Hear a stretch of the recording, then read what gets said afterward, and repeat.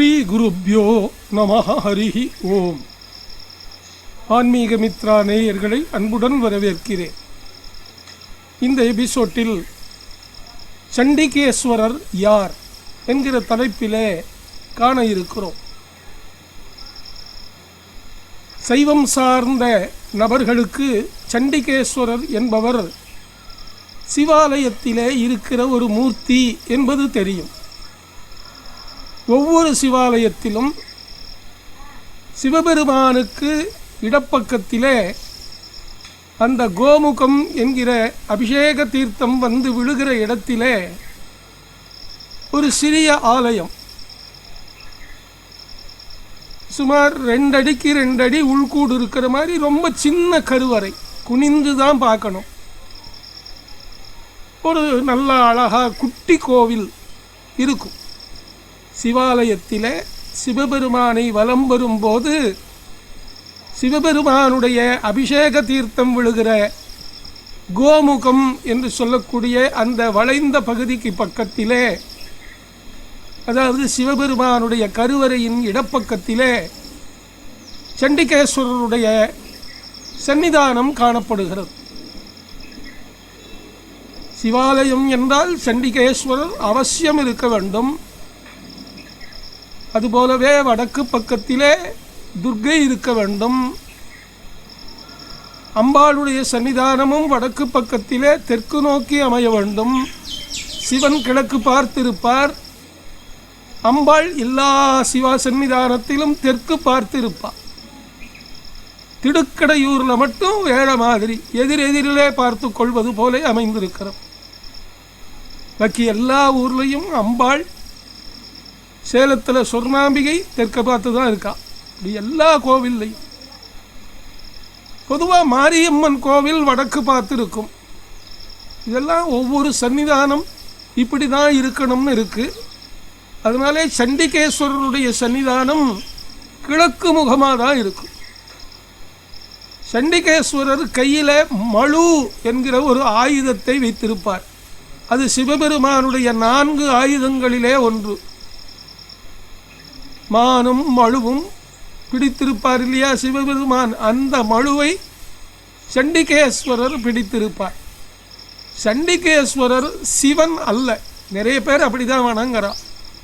சண்டிகேஸ்வரர் சிவபெருமானுடைய பிரதிபிம்பம் அல்லது சிவபெருமானுடைய சைவ ஆகம பூஜையிலே தலைமை தாங்கி நைவேத்தியங்களையும் சிவன் சொத்தையும் காப்பாற்றுகிற ஒரு அட்மினிஸ்ட்ரேஷன் ஆஃபீஸர், அப்படி வச்சுக்கணும். சைவ சித்தாந்தத்துக்கு ரொம்ப முக்கியமானவர் சண்டிகேஸ்வரர். பெரிய சிவாலயங்களில் பஞ்சமூர்த்தின்னு சொல்லி பல்லக்கில் 5 பல்லக்கில் தூக்கின்னு வருவா. சிவபெருமான், அம்பாள், விநாயகர், முருகன், பிறகு சண்டிகேஸ்வரர். அது உற்சவ விக்கிரகத்தை தூக்கிண்டு வருவா, 50 விக்கிரகத்தை தூக்கிண்டு வருவா. அந்த அளவுக்கு சண்டிகேஸ்வரருக்கு சிவ பூஜையிலே முக்கியம் உண்டு. சண்டிகேஸ்வரர் என்பவர் கிருதயுகத்திலே 4 முகம் உள்ளவராக இருந்தார். திரேதா யுகத்திலே 3 முகம் உள்ளவராக இருந்தார். துவாபர யுகத்திலே 2 முகம் உள்ளவராக இருந்திருக்கிறார். கலியுகத்திலே ஒரே முகம் உள்ளவராக, 2 கைகள் உடையவராக, சில சன்னிதானங்களில் 4 கைகள் இருக்கிறது, தப்பில்லை. 2 கை தான் வைக்கணும். ஒரு கை யோக நிலையிலும் ஒரு கை மழுவைந்தியும் இருப்பார் சண்டிகேஸ்வரர். இந்த சண்டிகேஸ்வரர் என்பவர் யுகந்தோறும் வேற ஜீவாத்மனுக்கு பதவி போயிடும். முதல்ல இருந்த சண்டிகேஸ்வரர் கைலாய பதவியை அடைந்து விடுவார். அதாவது கைலாயத்தில் இறைவனுடைய திருநடனத்தை கண்டு அங்கேயே சிவ பூஜை சிவசேவை செய்வதற்காக கைலாயத்திலே வசிக்கக்கூடியவராக பதவி உயர்வு பெற்று விடுவார். ஒரு யுகத்துக்கு ஒவ்வொரு யுகந்தோறும் சொல்லுவாளே, ஒவ்வொரு யுகத்திலும் ஒரு சண்டிகேஸ்வரர் இருப்பார். அந்த யுகம் முழுவதும் சிவாகம நெறி பூஜைகளை கவனித்துக் கொள்ளுகிற பேரதிகாரியாக சண்டிகேஸ்வரர் இருப்பார். ஒரு சமயம் முன்னொரு காலத்திலே விசார தர்மர் என்று ஒருவர் இருந்தார். அவர் பிறக்கும் போதே சிவநெறி கொண்டு ஒழுகி பிறந்தவராக இருந்தார். சிறு குழந்தையாயிருக்கும் போதே சிவபெருமான் ஆட்கொண்டதனாலே உடல் முழுவதும் சிவாய நம சிவாய நம சிவாய நம என்று 12 இடங்களிலே திருநீறு பூசி ருத்திராக்கம் என்கிற ருத்ராட்சத்தை தெரித்து கொண்டு சிவப்பழமாக இருப்பார். செய்வநெறி தலைத்தோங்க மிகு செய்வத் துறை விளங்க, வேதநெறி தலைத்தோங்க மிகு செய்வத் துறை விளங்க என்று பெரிய புராணம் சொல்வது போலே வாழ்ந்தவர் விசார தர்மர். அவர் அப்படியே வனங்களிலே சுற்றித் திரிவார். ஒரு ஞானி, பிறவி ஞானி. சிறு வயது அவர் அப்படியே வனத்திலே சஞ்சாரிக்கும் போது ஒரு இடைச்சிறுவன், பசுமாடுகளையும் கன்றுகளையும் மேய்க்கிற சிறுவன் ஒருவன் ஒரு பசுவை சொன்ன பேச்சு கேட்க மாட்டேங்குதுன்னு தடியால் அடைக்கிற காட்சியை பார்த்தார். அவருக்கு பொறுக்க முடியல. எந்த உயிரையும் யாரும் ஹிம்சை செய்யக்கூடாது. ஜீவகாருண்யம் ரொம்ப முக்கியம். அதை வள்ளலார் ரொம்ப வலியுறுத்தி சொன்னார். பலி முதலானவை கூடாது. ஒரிஜினல் செய்வன் யார் தெரியுமா? கறி திங்காதவன் தான் செய்வன். உணவிலே சைவம் இருந்தால்தான் பக்தியிலே சைவம் வரும். நல்லா நெத்தி நிறைய விபூதியை போட்டுக்கிட்டு கழுத்தில் பெரிய ருத்ராக்க கொட்டை போட்டுக்கிட்டு கறி சாப்பிட்டால் அவன் செய்வனா? கிடையாது. சிவாலயங்களிலே பலி கிடையாது. கிராமத்து அம்பாள் தேவதைகள் தான், மாரியம்மா, காளியம்மா, பெரியாண்டிச்சி அம்மா, அங்கே தான் பலி. அது கூட அங்கே செய்ய மாட்டா, ஓரமாக செய்வான். பலியிடுகிறவன் செய்வன் அல்ல. கருணையே வடிவானவன் தான் செய்வனாக இருக்கணும். இது இப்படி சொல்றது சிலருக்கு பிடிக்காது, இருந்துட்டு போகட்டும். சத்தியத்தை பேசணும் இல்லையா? சைவ உணவு கொள்ள வேண்டும், காய்கறிகளை உண்ண வேண்டும். ஜீவோ ஜீவசிய ஜீவனம்னு பாகவதம் சொல்லுதுன்னு சொல்லப்படாது. மரக்கறி தாவரங்களை உண்ண வேண்டும். அதுவும் கொஞ்சமாக சாப்பிடணும். உடல் பெருக்க நடக்க முடியாமல் தொப்பை சரிந்து விழ உண்ணக்கூடாது. அளவாக சாப்பிடணும். சைவனாக இருக்கணும். நெற்றியிலே விபூதி தரித்திருக்கணும். ருத்ராட்சம் தரிச்சிருக்கணும். சிவநாமம் சொல்லணும். சிவ சிவ சிவ சிவ சிவ சிவன்னு சிவநாமம் சொல்லணும். ஓம் நிவசிவாய என்கிற அந்த நமசிவாய ஒலி அப்படி விண்ணை முட்டணும். ஓம் நம சிவாய, ஓம் நம சிவாய, ஓம் நம சிவாய என்று சொல்ல வேண்டும். இந்த விசார தருமர் அப்படி ஓம் நம சிவாய சொல்லிக்கொண்டு வனத்திலே வருகிறார். அப்போ அங்கே ஒரு இடைச்சிறுவன் கம்பாலே பசுமாட்டை அடிப்பதை பார்த்தார். மனம் பொறுக்கவில்லை. ஜீவகாருண்யத்தினாலே அந்த இடைச்சிறுவனை துரத்திவிட்டு தானே பசுமாடுகளை மேய்க்க ஆரம்பித்தார். அப்பொழுது அப்பா வந்துட்டார். விசார தர்மருடைய அப்பா வந்துட்டு, என்ன இது, நீ என்ன இடையனா, மாடு மேய்க்கிறாயே, தண்டச்சோரேன்னு திட்டி வா வீட்டுக்கு அப்படின்னு அழைக்கிறார். இவனோ நிஷ்டையில் இருக்கார். நடுக்காட்டிலே வனத்திலே நிஷ்டையிலே இருக்கார். யாரு? விசார தர்மர். சிவாய நம சிவாய நம சிவாய நம என்று நிஷ்டையிலே இருக்கிற போது, அவங்க அப்பா வந்து நிஷ்டையை கலைக்கிற போது இவர் என்ன பண்ணார்? தன் அப்பாவை அப்புறம் போ என்று சொல்வதற்காக அங்கே ஏதோ ஒரு சின்ன குச்சி, ஒரு முளை கொச்சி ஒன்று அங்கே கடந்தது. அந்த குச்சியை எடுத்தார். தன் தந்தையை நோக்கி வீசிவிட்டார். ஆனால் அந்த குச்சி மழுவாக மாறியது. மழு என்கிற சிவன் ஆயுதமாக மாறி அவங்க அப்பாவின் காலையே முறித்தது. அப்பாவின் காலிலே மழு பாய்ந்தது. இரத்தம் கொட்டியது. அவர் அலறி கீழே விழுந்தார். சிவபெருமான் பார்த்தார். கைலாயத்திலே இருந்து பார்வதிபதி பார்க்கிறார். எப்பேற்பட்ட பக்தி, எப்பேற்பட்ட பக்தி! கண்ணை திறக்கலை. யாரோ வந்து சிவநாமத்திற்கு இடையூறு செய்கிறார்கள் என்பதற்காக இவன் அப்புறம் போ என்பதற்காக குச்சியை எடுத்து வீசினான். சிவ வழிபாட்டுக்கு இடைஞ்சல் செய்பவரை சிவனுடைய மழு தண்டிக்கும். அந்த குச்சி மழுவா மாறி தண்டிச்சிடுச்சு. இந்த விசார தர்மருக்கு தான் அனுகிரகிக்க வேணும்னு சொல்லி அவங்க அப்பாவினுடைய புண்ணையும் ஆற்றி விசார தர்மருக்கு காட்சி கொடுக்கிறான். சதுர்புஜத்தோடு காட்சி கொடுக்கிறான். மானும் மழுவும் நெருப்பும் கையிலே திரிசூலமும் பிடித்திருக்க அற்புதமான ஒரு காட்சியை தருகிறான். பொன்னார் மேனியனே புலித்தோலை அரைக்கசைத்து மின்னார் செஞ்சடை மேல் மிளிரு கொன்றை அணிந்தவனே மன்னே மாமணியே என்றெல்லாம் பாடுவார்கள் அல்லவா. தொடுடைய செவியன் விடையேறியோர் தூவெண்மதி சூடி காடுடைய சுடலை பொடி பூசி என் உள்ளம் கவர் கள்வன் என்பார் ஞானசம்பந்த பெருமான். வேதமோதி வெண்ணூல் பூண்டு வெள்ளை எருதி ஏறி பூதம் சூழ பொழிய வருவார் என்று பாடுவார்.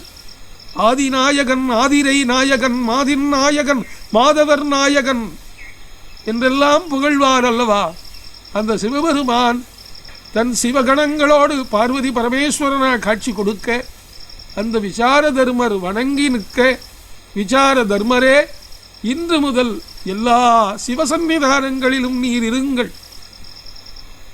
எமக்கு அணிவிக்கப்படும் ஆடைகளை பாதுகாப்பதும் எமக்கு அளிக்கப்படும் நிவேதனங்களாகிய படையல்களை பாதுகாப்பதும் இனி உமக்கு வேலை என்று தன்னுடைய பணியாளர்களிலே தலைமை பணியாளராக சேர்த்து கொண்டார். இவங்க எல்லாருக்கும் நந்தியம்பெருமான் தலைமை.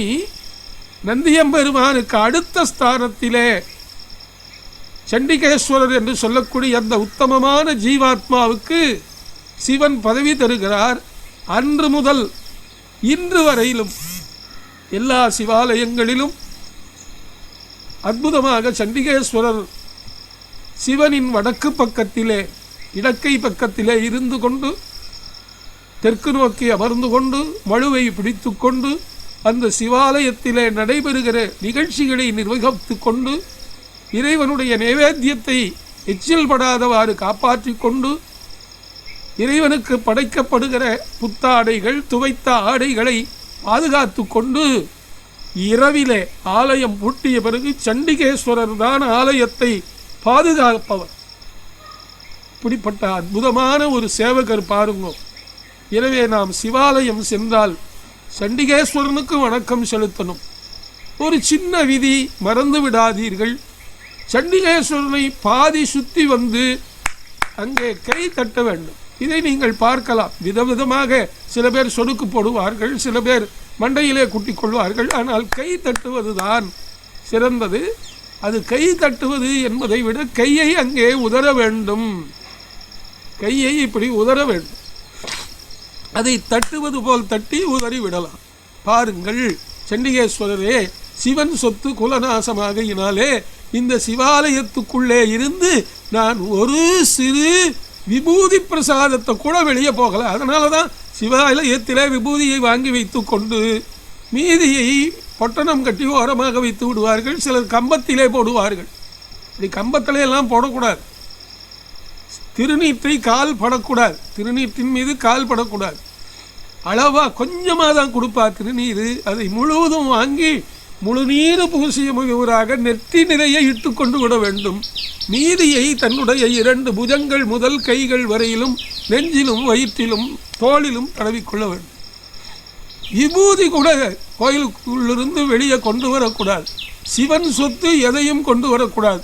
பிரசாதம் இப்போ சுண்டல் கொடுக்குறார், சக்கரை பொங்கல் கொடுக்குறார், அது வீட்டில் இருக்கிற குழந்தைகளுக்காக கொண்டு வந்து கொடுக்கலாம். ஆனால் என்னை கேட்டால் அதுவும் கூட கொண்டு வராமல் இருப்பது தான் சிறப்பு. சிவபெருமானுக்கு வழித்துணை நாயகராக கோவில் காப்பாளராக அவருடைய ஆடையையும் அவருடைய நைவேத்தியங்களையும் பாதுகாக்கிற சொத்தை பாதுகாக்கிற சண்டிகேஸ்வரர் முன்னாடி போய் நின்று அதையும் சுற்று மட்டுமே சுற்றி 2 கைகளையும் தட்டி பிறகு அப்பிரதட்சணமாகவே வந்துவிட வேண்டும். இந்த சோமாஸ்கந்த முகூர்த்த சோமாஸ்கந்த பிரதட்சண என்று சொல்லுவார்கள். சோமசூத்திர பிரதட்சணம் பண்ணுற போது சிவகோயிலையே யாரும் கேரளாவில் பார்த்தீங்கன்னா அந்த அபிஷேக தீர்த்த நீர் கால்வாயை தாண்ட மாட்டான். அது கேரளாவில் தான் ரொம்ப பிரசித்தி. நம்ம தமிழ்நாட்டில் சிவன் கோயிலை முழுவதுமாக சுற்றி வர்றோம். அது நம் தமிழ்நாட்டு பண்பாடு. ஆனால் சண்டிகேஸ்வரனை உள்ளே போய் 3 சுற்று சுற்றக்கூடாது. அரை சுற்றி கையை தட்டு விட்டு வணங்கி விட்டு நாம் பிறகு மகா சுற்றுக்கு வந்து விட வேண்டும். இப்படிப்பட்ட சண்டிகேஸ்வரர் என்கின்ற இந்த யுகத்திலே சிவாலயங்களை காப்பாற்றுகின்ற அந்த உத்தமமான ஜீவாத்மனை நாமும் போற்றி வணங்குவோம். சிவனடியார்களை போற்றி வணங்குவோம். சைவம் தழைக்க நாமும் சிவசிவே என்று சொல்லுவோம். வைணவத்திலே சிலர் சொல்லுவார்கள், நன்றாக நாமம் போட்டுக்கொண்டு சிவனை சிவா என்கிறாயே என்பார்கள். எங்களுடைய வைஷ்ணவத்திலே சிவபெருமான் தான் வைராக்கியம் என்கிற தத்துவத்திற்கு அதிபதி. வைராக்கியாதிபதயே ருத்ராய ஸ்வாஹா, தியானாதிபதயே ருத்ராய ஸ்வாஹா என்று மந்திரமே இருக்கிறது வேதத்திலே. எனவே ஒரு வைஷ்ணவனுக்கு விஷ்ணு மேலே பக்தி வரணும், வைஷ்ணவத்திலே வைராக்கியம் வரணும் அப்படின்னு சொன்னால் அதுக்கு சிவன் அருள் தேவை. சிவன் அருள் இல்லை என்றால் ஒரு வைஷ்ணவனாக இருக்கவே முடியாது என்பது மத்வ சித்தாந்தம். உடுப்பியிலே அவதாரம் பண்ணி துவைத சித்தாந்த பிரதிஷ்டாபனாச்சாரியராக நமக்கெல்லாம் பூர்வாச்சாரியராக மூல ஆச்சாரியராக இருக்கிற மத்வாச்சாரியார் காட்டிய வழி என்ன? சதா சம்போ என்று இருக்க வேண்டும். சிவனை உரிய மரியாதையோடு வணங்க வேண்டும். தத்துவஞான் முக்தி பாஜகா. அதே நேரத்தில் வந்தியம் சந்திரேந்திர ருத்ர திதிபணிமணிமயோ நாயகாத்தியரி காத்தியங்கிறது சாஸ்திர பிரமாணமாக இருக்குது. அதனால் பக்தியின் அதிபதியாய், வைராக்கியத்தின் அதிபதியாய், ஞானத்தின் அதிபதியாய் இருக்கிற சிவனை நாம் வணங்கி சிவனடி நின்று சிவனை போற்றி நாம் எல்லா நலனும் பெறுவோம்.